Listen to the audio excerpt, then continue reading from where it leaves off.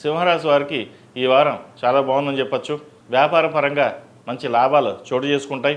ఉద్యోగంలో కూడా మంచి మార్పులు చోటు చేసుకుంటుంది. ఉన్నత పదవులు వచ్చే అవకాశం ఉంది. ఎప్పటి నుంచో ప్రభుత్వ పరంగా ప్రమోషన్ కోసం ప్రయత్నిస్తున్న వారికి ప్రమోషన్ వస్తుంది. రాజకీయ రంగంలో ఉన్న వారికి మంచి పేరు ప్రఖ్యాతలు పదవి లభించే అవకాశం గోచరిస్తుంది. అలాగే ఉద్యోగస్తులకు ఉద్యోగపరంగా స్థానచలనం ఏర్పడుతుంది. ఈ ఉద్యోగం మారాలి అని అనుకుంటారు. ఉద్యోగంలో ఎంతకాలం చేస్తాం, ఎంతకాలం ఉంటాం అన్న ఒక భావన ఏర్పడుతుంది. అయితే ఉన్న ఉద్యోగంలో స్థిరంగా ఉండడం లేదా ఇంతకంటే మంచి ఉద్యోగం వస్తేనే మారండి, లేకపోతే ఉన్న ఉద్యోగంలోనే కంటిన్యూ చేయడం చెప్పదగినది.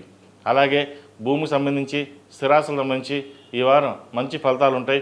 ఒక స్థలాన్ని అమ్మి ఇంకో చోట ఇన్వెస్ట్ చేస్తారు. పేరు ప్రఖ్యాతులు కూడా లభిస్తాయి. జీవిత భాగస్వామితో సఖ్యత ఏర్పడుతుంది. భాగస్వామి వ్యాపారాలు వీరికి బాగా కలిసి వస్తాయి. అయితే ఒక నిర్ణయం తీసుకునేటప్పుడు భాగస్వామితో చర్చించి నిర్ణయాలు తీసుకోవడం చెప్పదగినది. లేకపోతే చిన్న చిన్న డిస్టర్బెన్సెస్ ఎక్కువగా ఉంటుంది. అలాగే ఖర్చులు కూడా అధికంగా ఉంటాయి. వీరికి ఒక రూపాయి వచ్చిందంటే ₹2 నుంచి ₹3 ఖర్చు ఉంటుంది. అది ఎలా ఖర్చు అవుతుందో తెలియదు, కానీ ఖర్చు అవుతుంది. సో వాటి విషయంలో కొన్ని జాగ్రత్తలు తీసుకోండి. అలాగే ఆరోగ్యపరంగా కూడా కొన్ని జాగ్రత్తలు తీసుకోవాలి. అష్టమ శని ప్రారంభమైంది. అయితే అష్టమ శని అందరికీ భయపడుతున్నట్టుగా ఉండదు. కొంతమందికి బాగుంటుంది, కొంతమందికి బాగుండదు. ఆరోగ్యరీత్యా మన వరకు కొన్ని జాగ్రత్తలు తీసుకుంటే ఎటువంటి ఇబ్బంది లేకుండా ఉంటుంది. ఈ రాశిలో జన్మించిన విద్యార్థులకు కాలం అనుకూలంగా ఉంది.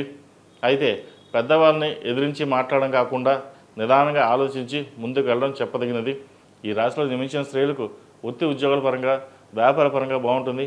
ఆరోగ్యపరంగా కొన్ని జాగ్రత్తలు తీసుకోవాలి. కొన్ని స్థిరాస్తిని అమ్మవలసిన పరిస్థితి గోచరిస్తుంది.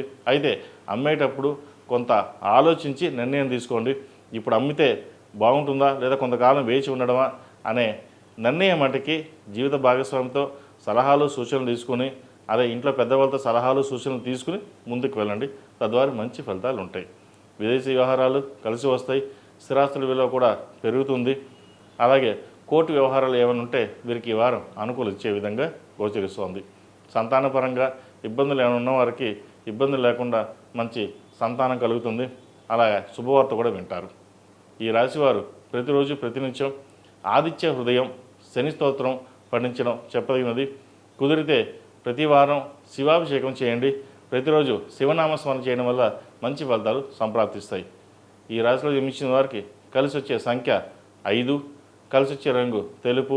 ఏదైనా పని మీద బయటకు వెళ్ళేటప్పుడు ఆదివారం కానీ శనివారం నాడు కానీ వెళ్ళండి. మంచి ఫలితాలు సంప్రాప్తిస్తాయి.